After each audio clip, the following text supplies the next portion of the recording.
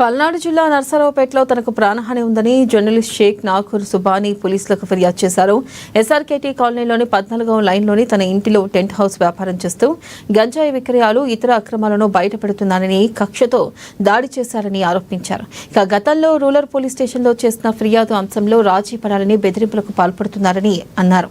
ఇక కేసును వెనక్కి తీసుకోవాలని, లేకపోతే తన షాపు తగలబెడతామని, చంపేస్తామని బెదిరించారని ఆవేదన వ్యక్తం చేశారు. నా పైన గౌస్ పీరోలి అలియాస్ కొమ్మలపాడు, అలాగే షేక్ గౌస్ పీరోలి అలియాస్ పోతు, అలాగే వాళ్ళ అక్కలు, చెల్లెలు, బంధువులు దాదాపు 10 మందికి పైగా దాడి చేయడం జరిగింది గత సంవత్సరం. ఆ కేసు అయితే నమోదైనది రూరల్ పోలీస్ స్టేషన్లో. ఆ కేసు రాజీ పడమని చెప్పి నిన్న శుక్రవారం రోజు నాకు ఒకడు అర్ధరాత్రి 10:30కి ఫోన్ చేయడం జరిగింది.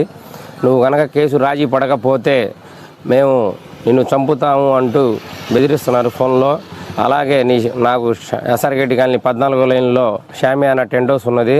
నీ షాపును తగలబెడతాము, నీ ఇల్లు పగలగొడతాము, నువ్వు ఎక్కడుంటే అక్కడికి వచ్చి కొట్టి చంపేస్తామని చెప్పి 10 మందికి పైగా నన్ను బెదిరిస్తున్నారు.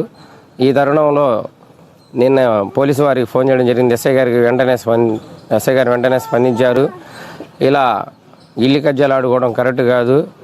ఇది అయితే చాలా తీవ్ర రూపంలో ఉంటుంది, పరిణామాలు అయితే తీవ్ర రూపంలో ఉంటాయని చెప్పి ఎస్ఐ గారు ఇద్దరిని మందలించి పంపడం జరిగింది. నువ్వు ఎస్ఐ గారికి చెబుతావా అని అంటూ నిన్న ఆదివారం మధ్యాహ్నం నేను షాపు వద్ద ఉండగా ఆదివారం మధ్యాహ్నం నాపై దాదాపు 10 మందికి పైగా ఇందాక ఎవరి పేర్లు అయితే చెప్పానో అలాగే కొంతమంది పేర్లు కూడా నాకు తెలియదు, వారందరూ నాపై కత్తులు